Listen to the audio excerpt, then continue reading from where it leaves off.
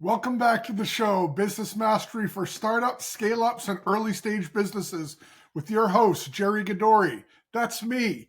In today's episode, I am going to fly solo. No guest this week, because I want to take just a couple of minutes to talk about something very important that we as talent professionals often miss the boat on. And frankly, I think we do this because most of us are interviewing too much. Too many roles, too many openings, too many folks scheduled, and not giving some of these interviews the individual attention that they need. And the outcome, unfortunately, is that we wind up with folks that are paper matches, but the real person isn't a match for either the role or our company. And that quite obviously doesn't lead to a thriving scenario for either party. So let's dig into it. I want to give you 3 quick tips that you can implement today. No extra training, no extra products or services, and get a better outcome in your interviews. Whether you're a hiring manager that's hiring for your particular team, a corporate recruiter filling across a broad swath of jobs, or an agency recruiter out there looking for that next great candidate for your client. These aren't business vertical or technology specific. These are general questions to ask to any candidate you're interviewing. So here's the first tip. Number 1, when you're preparing for that interview, don't just read the resume. Take a minute to look at their LinkedIn profile and any other background information that you can, so you understand, at least again, based on what you can see before even talking to them, what it looks like their career path is, what their background is, and you can get a feel for what next steps look like. So let me start with something I think we all know, and that's that just because a person can do the job doesn't mean this is a logical next step for them in their career. So how do we do this? How do we go about finding this out? This is going to surprise nobody, but we ask questions, and we ask a lot of them. So what kind of questions do we ask? It's things like this. What are you looking for in an ideal role as your next step? What did you like most about your last job or your current job? Of all of the things that you've done in your career, what had the biggest impact on you? When you're working with a team, what don't you like to see? What was a low point in your career as it relates to the company or the team you are on? There's a million more questions in that vein, but you get the idea. These are questions that cause the candidate to open up about what they're looking for from a company, culture, and job perspective. This is going to give you a better idea as to whether or not this role that you're offering is a logical next step for them. I can't say this enough times. Bad candidate, good company, bad outcome. A good candidate, bad company, bad outcome. Those things happen. But what happens far more than those scenarios is great candidate, great company, bad match for the role and where they are in their career or what they're trying to achieve, and you get a bad outcome. So that's tip number 1. Tip number 2, ask questions about their mission and values. What drives them? What are they passionate about? What are they trying to achieve? Not just in their career, but in what what they as an individual find important. So for example, if this person comes from a background where they appreciate and strive for peace above all things, you probably are going to have a tough time placing them with a gun manufacturer. I say that maybe somewhat in bad taste, but the example stands. The person has to be a cultural match, and there has to be alignment in their personal mission and values and the company's mission and values. Let me give you a less challenging example to use.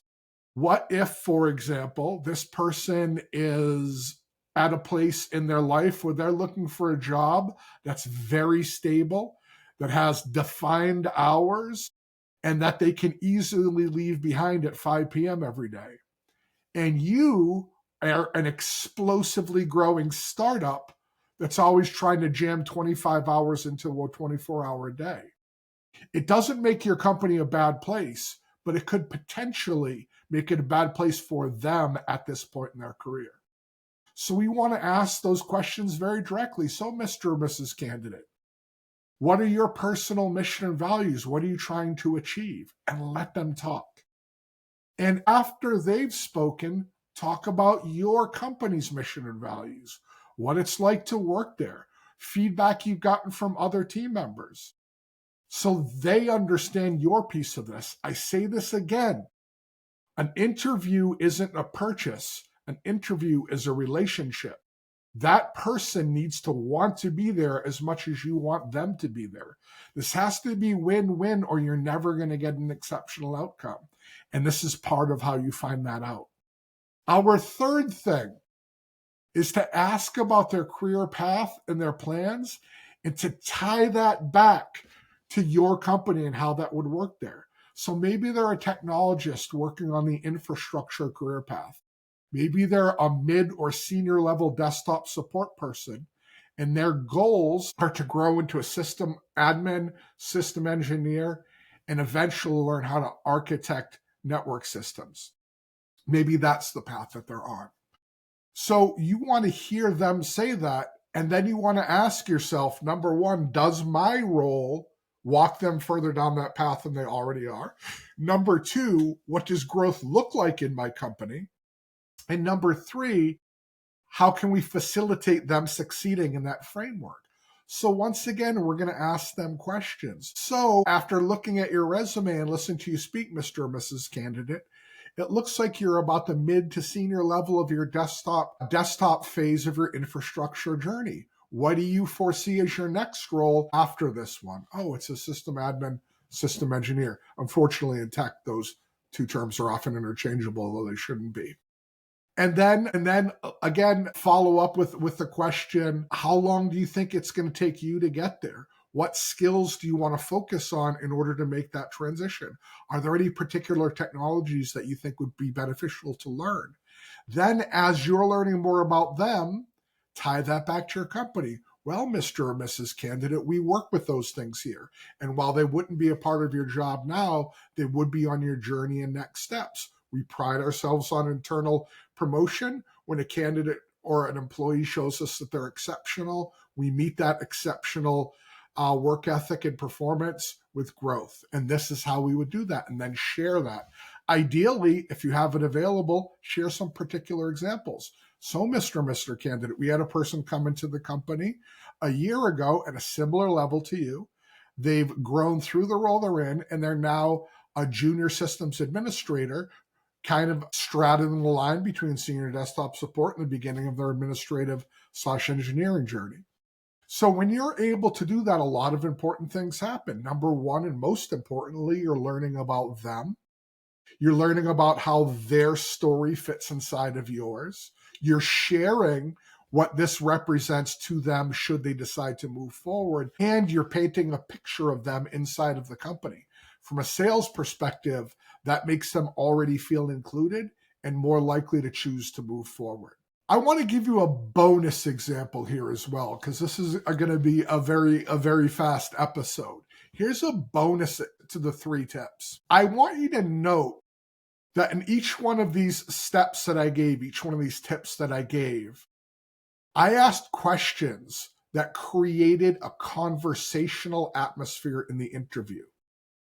Okay, folks, here's your bonus. Interrogations might be good for police detectives, but they're bad for recruiters.